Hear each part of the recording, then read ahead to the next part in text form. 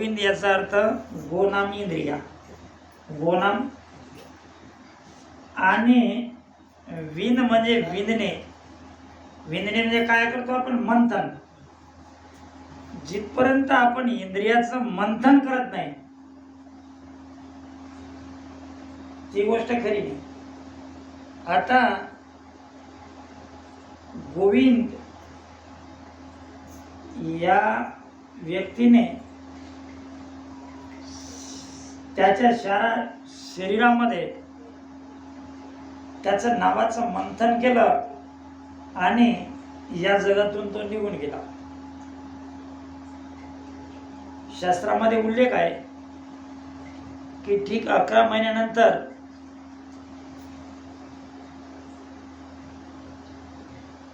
त्या हंसाची वाटचाल पुढच्या जन्मामध्ये होती. तर आज त्याचा लेखाजोखा आणि त्या लेखाजोखाच्या निमित्ताने आपण सत्संगत करीत आहोत.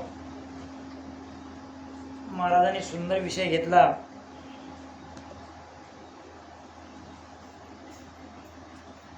तर आपण त्या विषयाला जरा समोर चढवण्याचा प्रयत्न करू.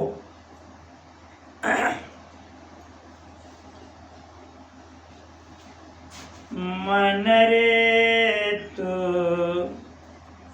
खेती करो नी आय, मन रे तू खेती करो नी आय, अब के मोजर चूकिया रे, अब के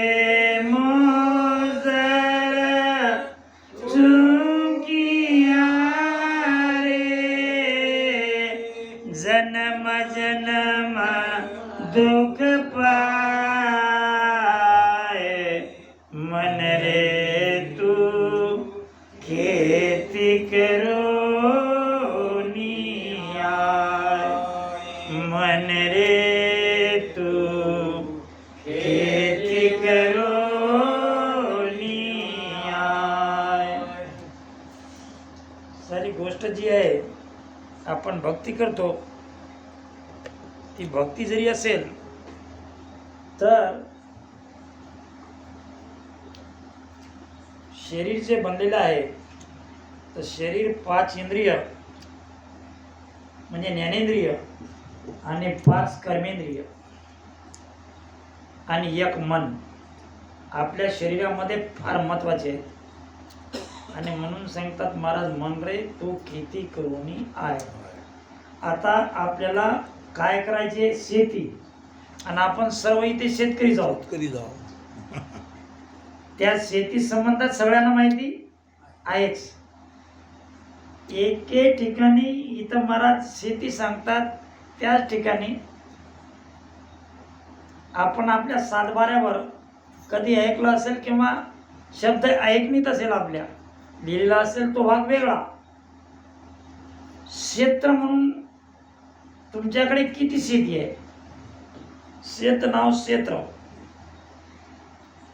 गीतेमध्ये 13वा अध्याय भगवान श्रीकृष्णाने लिहिला, क्षेत्र क्षेत्रज्ञ विभाग योग. क्षेत्र नाम जमीन. आपली जमीन कोणती? शरीर ही आपली जमीन.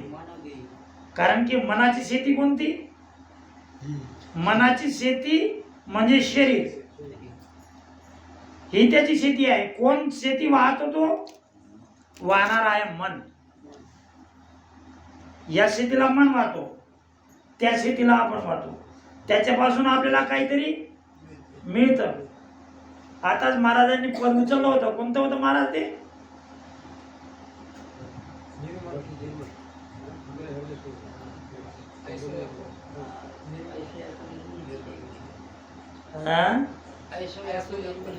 ऐसो याको निर्मळ कीजे. आपल्या शरीराला आपल्याला स्वच्छ करायचं आहे. काडर कूड उडायो सारो.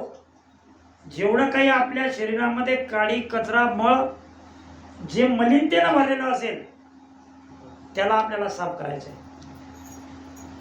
ही शेती मनाची आहे आणि मनाचा ताबा या शेतीवर आहे. या पूर्ण क्षेत्रावर जे काही 100 एकर असेल तर ते कोणाचे?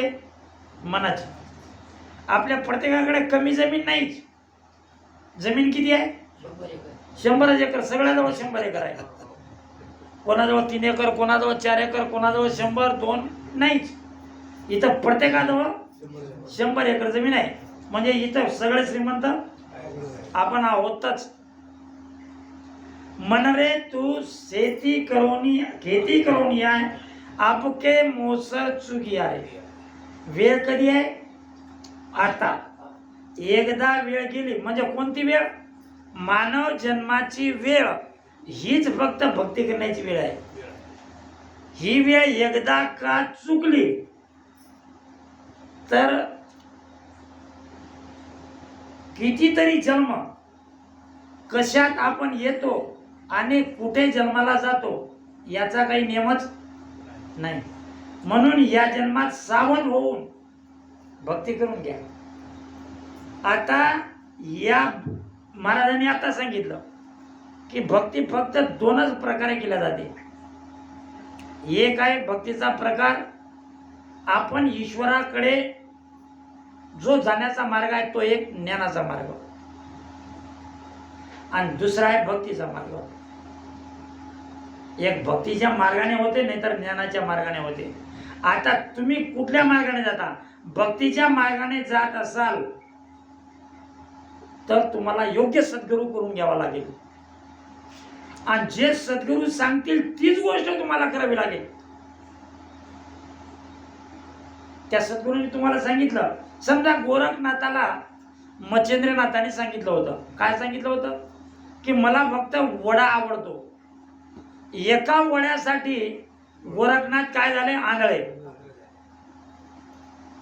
त्या प्रकारे शिष्य जर झाला तर भक्तियोग पूर्णत्वास गेला.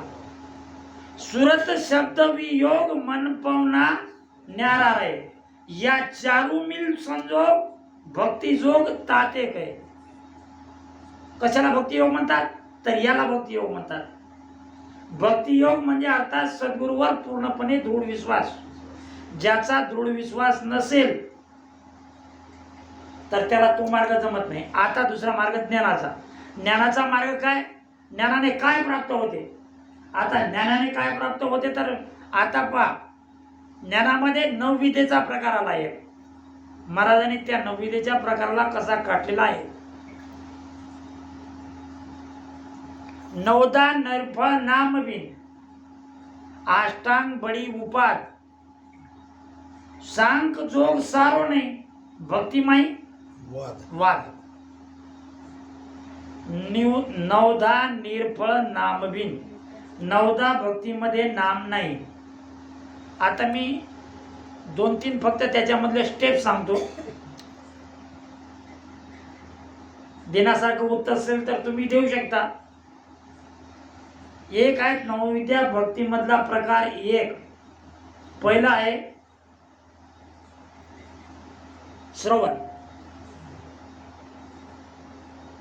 श्रवण हे ज्ञानेंद्रियाचा प्रकार आहे आणि ज्ञानेंद्रियाच्या प्रकारामध्ये आपण श्रवण काय करतो? आपण सर्व इथे आलेले आहात. काय करतात? महाराजांनी तुम्हाला हे ज्ञान वाचून दाखवलं. तुम्ही ते ऐकलं. ऐकल्यानंतर त्या ऐकलेल्या ज्ञानाचं आता तुम्ही काय कराल? मन नाही, त्याचं कराल कीर्तन. नवविद्या भक्तीमध्ये दुसरा प्रकार काय? कीर्तनाचा. कीर्तन म्हणजे जे छडी वाजे म्हणे छमछम आणि विद्या येई. जर एकदा का गुरुजी फळ्यावर शिकवतात आणि तेच मुलं घरी जर येऊन पाठ करत असतील तर तो पाठ झाला आणि ते पाठ नाही झाला तर कीर्तन झालं नाही. आता हे जे केलं असेल, सद्गुरूंनी सांगितलं की तुम्ही हे करा आणि ते आपण घरी जाऊन विसरलो म्हणजे कीर्तन झालं नाही. म्हणजे अर्थात श्रवण केलं नाही. श्रवण केलं नसेल, श्रवण ज्ञान नसेल तर कीर्तन कामाचंच नाही. आता तिसरा प्रकार आहे ते स्मरण. स्मरण आपण सगळेच करतो. आपल्या भक्तीमध्ये सुद्धा स्मरण हा प्रकार आहे. आपण कित्येकांना सांगतो की स्मरण जवळजवळ 3 घंट्याचं तरी असावं. 1 घडी आधी घडी हरको ध्यान धरे. जवळजवळ 1 घडी, जवळजवळ अर्धी घडी. आता काय तर स्मरण करा. आता स्मरण कुठल्या प्रकारचं करायचं?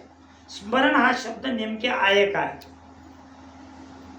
प्रश्न विशेषच आहे की शब्दाचा अर्थ कळायला पाहिजे.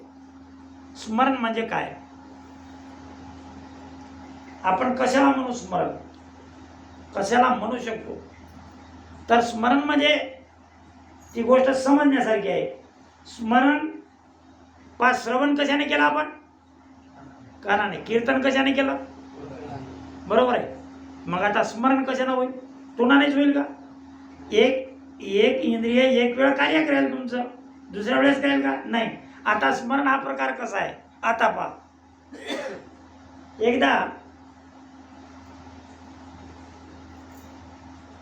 एकदा एका तरुण मुलीचं लग्न तरुण मुलासोबत झालं. लग्न झाल्यानंतर 2-3 महिन्यानंतर ती मुलगी तिच्या माहेरी गेली. नवीन लग्न झालेलं होतं. 2-3 महिन्यानंतर मुलगी गेली होती. आता ज्यावेळेस ती घरी मुलगी गेली तेव्हा एकांतामध्ये झोपलेली होती. एकांतात झोपल्यानंतर ती हळूच हसली तिच्या बेडवर. पण तिच्या आईचं लक्ष तिच्यावर होतं. आईने विचारलं, तू हसली का?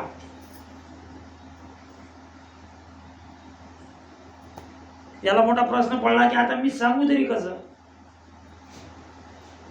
मी सांगायचं कसं? कारण की तिला त्याच्या घरची आठवण येत होती. म्हणजे आता स्मरण केलं. महाराजांनी आता सांगितलं की चित्त ही गोष्ट कशी आहे? तुम्ही जे चित्ताने करत असाल ती गोष्ट ती मुलगी तिचं घर आठवत होती. आणि कसं आठवत होती? झोपताना आठवत होती. त्याचं नाव स्मरण. जे तोंडाने केल्या जात नाही ते स्मरण. आता तिसरा मार्ग महाराजांनी सांगितला की क्रियाचा. काय करावं लागेल? तुम्ही जे क्रिया करता, रामनामाची क्रिया करता, हे कोणाला थंड करण्यासाठी? तर फक्त तुमच्या मनाला थंड करण्यासाठी तो एक मार्ग आहे. ईश्वराजवळ जाण्याचाच मार्ग आहे तो एक रस्ताच आहे. मंजिला ईश्वरच, पण मार्ग आहे तो. कारण की त्याने काय होते तर फक्त त्यानं मन आपलं जे काबूमध्ये आणण्याचं काम करतो तर फक्त तो मन करतो. अशा पद्धतीने महाराज सांगतात, मन रे तू केती करोनी आहे. आता सांगा मला, कोणी या जगात ईश्वर बघितलेला असेल का? नाही. एकदा काय झालं, एका गावामध्ये एक जादूगर आला. तेव्हा त्या जादूगरकडे एक मोठी नळी होती आणि त्याने डमरू वाजवला. डमरू वाजवल्याबरोबर गावातील सगळे लोक जमा झाले. जमा झाले लोक आले आणि त्या जादूगरने तो डमरू बंद केला. ती नळी घेतली आणि त्या नळीतून वर पाहत होता. लोकांनी त्याला सांगितलं, अरे महाराज म्हणे असं काय करता? म्हणे मी याच्यातून ईश्वराला पाहतो. म्हणे याच्यातून ईश्वर दिसते का? म्हणे दिसते. म्हणे कसं दिसते? त्याने सांगितलं, जो म्हणे आपल्या बापाचा जो असेल फक्त त्याला दिसते, दुसऱ्याला दिसत. अरे मग साधी गोष्ट आहे म्हणे. सगळे लोक पाहण्यास आलेलेच होते, त्याच्यात राजा बी आलेला होता. आता पहिले तर मोठ्याकडेच कधी प्रमाण जाते, कोणाकडे जाते तर मानमारा जाते मोठ्याकडेच. सगळ्या लोकांनी सांगितलं, राजेसाहेब म्हणे तुम्हीच जा ना म्हणे, तुम्ही पहा म्हणे. त्याचे आई वडील मेलेले होते, ज्याचे आई वडील मेलेले असतील त्याला दिसत होते ते. हे गेला राजा. राजा गेला, राजानं त्या नळीतून पाहिलं. आता वास्तविक पाहता नळीतून काही कोणी दिसत नव्हते. आता दिसत नव्हते तर यानं केलं की आता जर इथं सांगितलं की दिसत नाही तर मी माझ्या बाप्पाचा नाही, त्याच्यापेक्षा हो म्हणून सांगितलेलं बरं. आता ज्या पद्धतीने जर आपण भक्ती करत असलो, दिसते काय तर इथं काय सांगावं लागेल? हो, तुमचा मनाचा भाव जर असेल, तुमचा भाव मनाचा दृढ असेल तर ईश्वर दिसतो. मनाचा भाव जर कमी असेल तर तुम्हाला दिसत नाही. म्हणून कधी आपण जे काही करतो ते मनपूर्वक करायला पाहिजे. मन जर असेल तर ठीक, नाही तर नाही. मन रे तू खेती करून आय, आपके मोसर चूक यारे, जन्म जन्म दुःख पाय. प्रत्येक जन्मात आपल्याला यातनाच भोगाव्या लागतील. म्हणून या जन्मात, चालू जन्मात काय करावं लागेल? भक्तीच करून घ्यावी लागेल. सद्गुरूचा धारणा तुम्हाला करावा लागेल आणि नामस्मरण सुद्धा करून घ्यावं लागेल. आणि नामस्मरण कुठल्या प्रकारचं तर ते मला सांगता समोर. ओ दिन मोसर आज आयो सो, मानव देवी आषाढ जाणो. हा मानवाचा जन्म कसा आहे? एका ठिकाणी महाराज सांगतात, आज आषाढ ज्येष्ठ आषाढ़ दौड़िया जाका ये पड़ोय, कार्तिक में सुख राम जी वे खुशी नर लोय, ज्येष्ठ आषाढ़ दौड़िया जाका ये पड़ोय. जर तुम्ही या जन्मात, म्हणजे हा जन्म, हा महिना कोणता तर आषाढाचा. आषाढ महिन्यामध्ये काय करतो आपण? आषाढ महिन्यामध्ये सर्व शेती एकदम स्वच्छ करतो, सर्व शेती. आणि सर्व शेती स्वच्छ केल्यानंतर सुद्धा आता हा कोणता गुण आहे? हा आहे सत्वगुण. तुमची सर्व शेती तुम्ही स्वच्छ केली, सर्व शेती स्वच्छ केली आणि स्वच्छ केल्यानंतर पेरलंच नाही. तुम्ही एकदम शेती स्वच्छ केलेली आहे. तुमचं काय केलेलं आहे? तुम्ही एकदम खरे बोलता, तुम्ही एकदम खरे बोलता, तुम्ही प्रामाणिकपणाने वागता.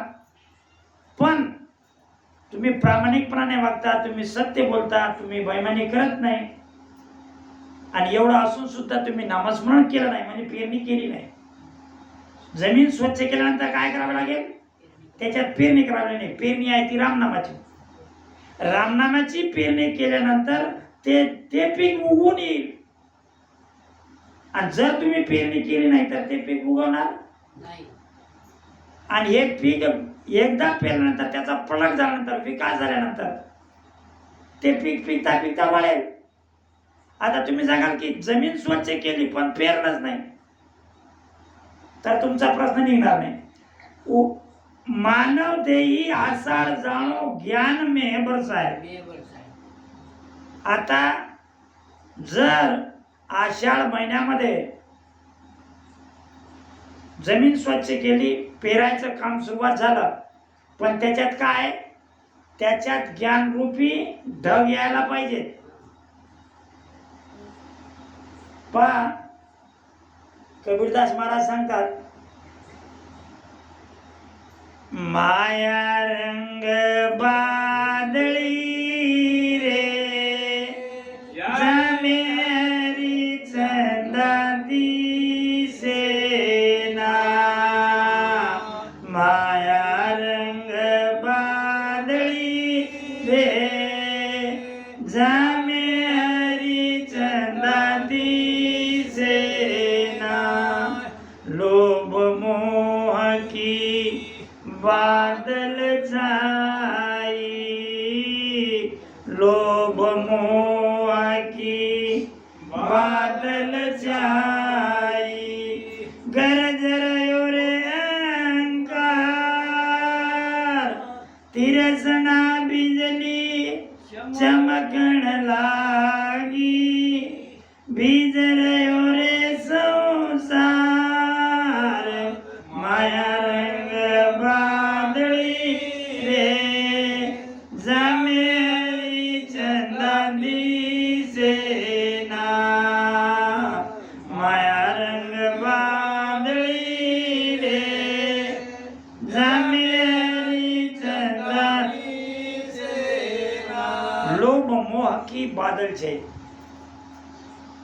याच्याने काय व्हायला लागलं की जे आपल्यामध्ये लोभ आहे, जो आपल्यामध्ये काम आहे, जो आपल्यामध्ये मोह आहे, जो आपल्यामध्ये क्रोध आहे, यामुळे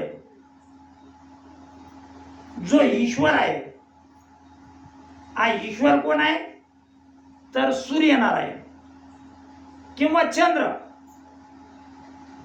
आणि मधात काय आलेले आहे ढग.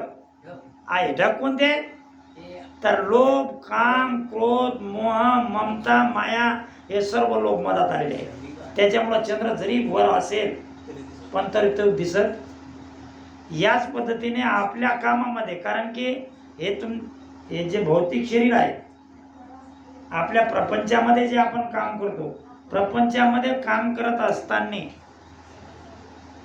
जर संगतीची वेळ आली तर आपल्याला वेळ कधीही मिळत नाही. इकडून तिकडून मिळाली तरी त्याला आपण डच्चूच मारण्याचा प्रयत्न करतो. म्हणजे साध्य कशी होणार नाही याचा आपण जास्तीत जास्त प्रयत्न करतो. कमी प्रयत्न करतो कोणता, कारण की तिकडं आपल्याला जास्ती आवडतो काय, काम क्रोध लोभ मोह ममता. आता हे दिवस संगतीचे आहेत का कोणी सांगेल. संगतीमध्ये वास्तविक पाहता जास्ती लोक यायला पाहिजेत पण येत नाही. आता त्याला कारण काय तर फक्त लोभ हा सर्वापेक्षा विशेष महत्व आहे आणि त्या लोभाला जास्ती महत्व देतो. म्हणून इथे काय की मानव देई आषाढ जाणो ज्ञान मे बरसाय. आता काम क्रोध लोभ मोह दूर होण्यासाठी कशाची जरूरत आहे, ज्ञानाची. आणि ते ज्ञान प्राप्त कुठं होतो आपल्याला तर संगतीमध्ये गेल्यानंतर. किंवा कुठं चर्चेमध्ये आपल्याला काय काय ज्ञान मिळतं का नाही. चर्चेमध्ये जर बसलो आपण तर चर्चेमध्ये कधीच ज्ञानाची निष्पन्नता होत नाही. ज्ञान सहसा मिळत नाही, कारण की ज्ञानामध्ये इकडच्या तिकडच्याच गोष्टी आपण जास्ती करतो. ज्ञानामधल्या गोष्टी एकदम कमी प्रमाणात असतात. ओ दिन मोसर आज आयो सोवण बावाज आहे. ओ दिन मोसर आणि तो मोसर कोणता, ज्ञान प्राप्त करण्याचा मोसर या मानव जन्मामध्ये आहे. आणि ते या मानव जन्मामध्ये प्राप्त केल्यानंतर ते ज्ञान तुम्हाला ज्ञान एकदा मिळालेलं कधी संपत नाही. जर तुम्ही लहानपणी ज्ञान घेतलेलं असेल. आता पहा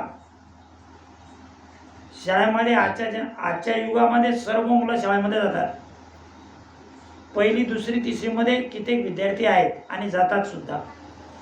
तो विद्यार्थी शाळेमध्ये गेल्यानंतर एक हा आकडा मोडायचा शिकला,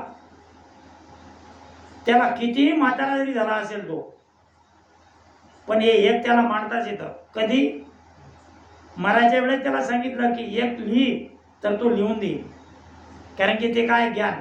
अशाच पद्धतीनं तुमच्या घटावर जे ज्ञान लिहिलेलं असेल ते ज्ञान मोडलं जात नाही.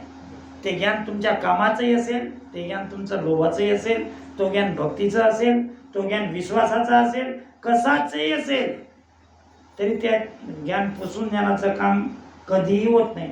कारण की ज्ञान काय, ज्ञान मनापासूनच तयार होत असतं. कारण की गोष्टच अशी आहे, कारण की तुमचं मन जे आहे, मन अशी गोष्ट आहे की आपल्या शरीराला, आपल्या निजमनाला ते आकारमान्य होऊ देत नाही. आपल्या शरीराला आकारमान्य होऊ देत नाही. कोण? तर मनच. जे जे आपण आपल्या डोळ्याने कुठले दृश्य बघतो, जे जे आपण आपल्या कानाने कोणते एखादे शब्द ऐकतो, त्याचे सर्व दृश्य आणि शब्द आपल्या घटामध्ये आपण मांडून ठेवतो. त्यामुळे मन हे निर्विकल्प अवस्थेला कधी शरीराला जाऊच देत नाही. आणि त्या शरीराला निर्विकल्प अवस्थेला जाऊ देण्यासाठी फक्त संगत हेच एक साधन असं आहे की त्यामध्ये ते ज्ञान प्राप्त होते. आणि ते ज्ञान प्राप्त करून हा जीव त्या अनेक जन्माच्या कचाट्यातून मोकळा होऊ शकतो. फक्त त्याला मार्ग एकच, काय? तर ज्ञान. ओ दिन मोसर आज आयो सोवण बाया जाय. अशा पद्धतीने आपल्याला काय करायची आहे? त्याची पेरणी. कशाची? तर त्या सद्ज्ञानाची पेरणी करायची आहे. आणि ती पेरणी केल्यानंतर आपण जी शेती करतो किंवा मनाची जी शेती आहे ती शेती चांगल्या पद्धतीने होईल. नाहीतर शेती चांगली होणार नाही. हम हालगीर हाल कर हलमो चेतन चलवू आहे. हम हालगीर हाल कर हलमो. आता कशाचा नागार केलेला आहे?